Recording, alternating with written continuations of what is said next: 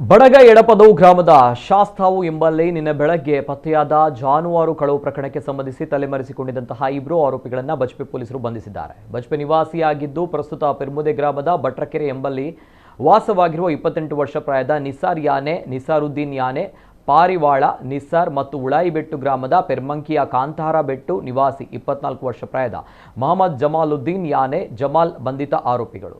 ನಿನ್ನೆ ಮುಂಜಾನೆ 4:45 ವೇಳೆಗೆ 4 ಜಾನುವಾರುಗಳನ್ನು ಕಳವು ಮಾಡಿ ಅವುಗಳನ್ನು ಫಾರ್ಚುನರ್ ಕಾರಿನಲ್ಲಿ ಕಾಲುಗಳನ್ನು ಕಟ್ಟಿ ಹಿಂಸಾತ್ಮಕವಾಗಿ ಮಾರಾಟಕ್ಕಾಗಿ ಸಾಗಾಟ ಮಾಡಲಾಗ್ತಾ ಇದೆ ಎಂಬ ಮಾಹಿತಿ ಮೇರೆಗೆ ಎಸಿಪಿ ಶ್ರೀಕಾಂತ್ ಮತ್ತು ಬಜ್ಪೆ ಪೊಲೀಸ್ ಇನ್ಸ್ಪೆಕ್ಟರ್ ಬಾಲಕೃಷ್ಣ ಅವರ ಮಾರ್ಗದರ್ಶನದಲ್ಲಿ ಬಜ್ಪೆ ಠಾಣೆಯ ಪಿಎಸ್ಐ ಲತಾ ಮತ್ತು ಸಿಬ್ಬಂದಿ ಕಾರ್ಯಾಚರಣೆ ನಡೆಸಿದಾಗ ಬಡಗ ಎಡಪದವು ಗ್ರಾಮದ ಶಾಸ್ತಾವು ಎಂಬಲ್ಲಿ ಆರೋಪಿಗಳು ಕಾರು ನಿಲ್ಲಿಸಿದಂತಹ ಕೆಳಗಿಳಿದು ಪರಾರಿಯಾಗಿದ್ದರು.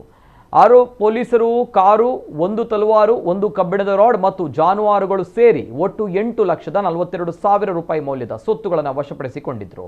ಇದೀಗ ಇಬ್ಬರು ಆರೋಪಿಗಳ ಬಂಧನವಾಗಿದ್ದು ತಲೆಮರೆಸಿಕೊಂಡ ಇನ್ನುಳಿದ ಆರೋಪಿಗಳ ಪತ್ತೆಗೆ ತಂಡ ರಚಿಸಲಾಗಿದೆ. ಪತ್ತೆ ಕಾರ್ಯ ಮುಂದುವರೆದಿದೆ ಎಂದು ಪೊಲೀಸರು ತಿಳಿಸಿದ್ದಾರೆ.